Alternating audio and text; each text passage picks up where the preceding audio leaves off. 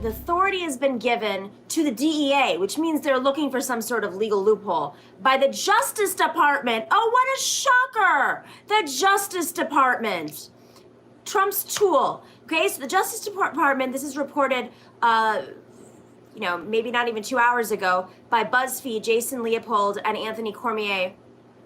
They said that the Justice Department gave the DEA the temporary partner to, quote, enforce any federal crime committed as a result of protests over the death of George Floyd.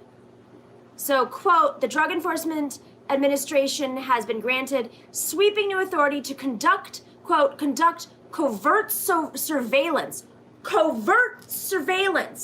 and collect intelligence on people participating in protests over the murder of George Floyd. Is a 2-page memorandum. I'm looking at it right now from Timothy Shea, acting administrator,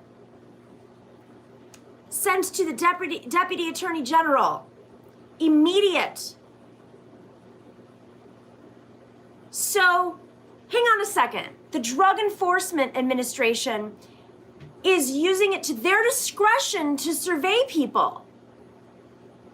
It's bad enough we have the Patriot Act.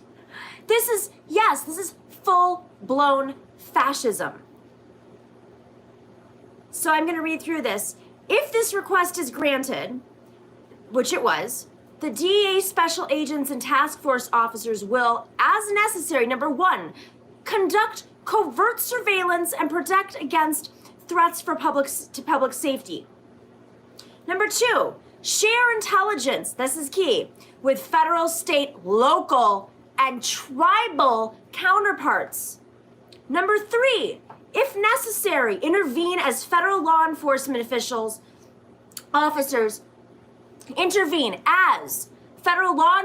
officers to protect both participants and spectators in the protests.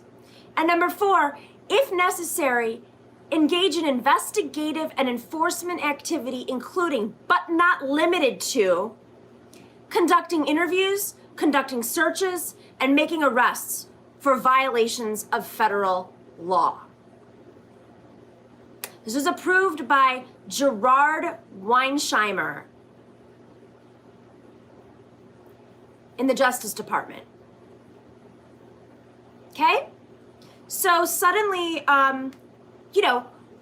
you have what is very likely, and this is my next statement to make, instigators out there conducting separate protests. There are organized movement protests with movement leaders who've been on the front lines fighting for decades in some cases.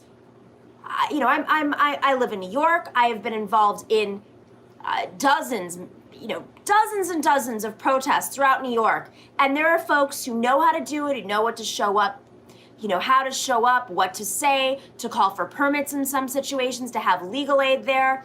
As a reporter who's been on the front lines, you know exactly how, where, and when to push up against the police if they go too far, because they do oftentimes. And there's a protest unit in the NYPD, which I don't believe I think it's much more than a protest unit at this point, because the streets are flooded. But separately from the organized, well thought out, peaceful protest, there is this looting that is taken place in different parts of, I'm using New York as an example, different parts of New York. Protests are happening downtown, they're happening in Brooklyn, and then suddenly on Fifth Avenue, they're looting. And the police are at the protests, but somehow don't seem to be there to stop the looting that's happening by who knows who. Well, turns out, you ready for this? I will link the document up after this. I'll tweet it out, but it's on BuzzFeed. It went up a couple of hours ago. So the FBI has found, quote, this is another statement, another document. This is in The Nation, okay? They have found no intel indicating Antifa involvement in Sunday's violence. That's the FBI. Don't forget, the FBI has been investigating police forces around the country for organized white supremacy infiltration for the last several years, since Donald Trump at least. I mean, I'm sure it goes back way further than that, but they've at least seen a spike in organized white supremacy in police forces around the country. So I'm going to read to you what The Nation has put out. I got a press release from The Nation about this. So the FBI's Washington field office has, quote, no intelligence indicating Antifa involvement or presence in the violence that occurred specifically on May 31st, according to an internal FBI situation report obtained exclusively by The Nation. The same day, I'm reading this from the statement from The Nation, the same day President Donald Trump announced on Twitter that he would designate Antifa a terrorist organization, even though the government has no existing authority to declare a domestic group as a terrorist organization. Side note, my editorialization, this is the excuse that they use in not being able and not declaring the KKK, an actual organized entity, as a terrorist organization. This is the excuse that they use, right?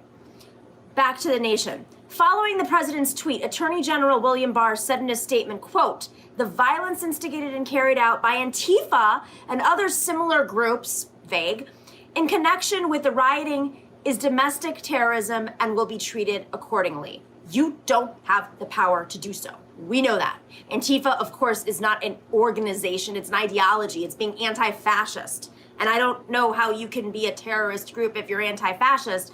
I've tweeted out the definition of fascism, very basic. I didn't search for it. It was literally the first thing that came up. It's Google's definition, and somehow that's become controversial. You can go to my Twitter, Instagram, or wherever to see that tweet. Thank you for watching The Nomiki Show. You can support us on YouTube by clicking subscribe, like, and sharing to get those alerts. And patrons, well, they make this show run on time. So thanks to all of you who have joined our community already. If you like our content and want more, from special segments to interviews and merch, you can join us for as low as $5 a month on patreon.com/The Nomiki Show. I'm spending all of my iced coffee money on other people's shows because I think this is the time that we have to support our independent media.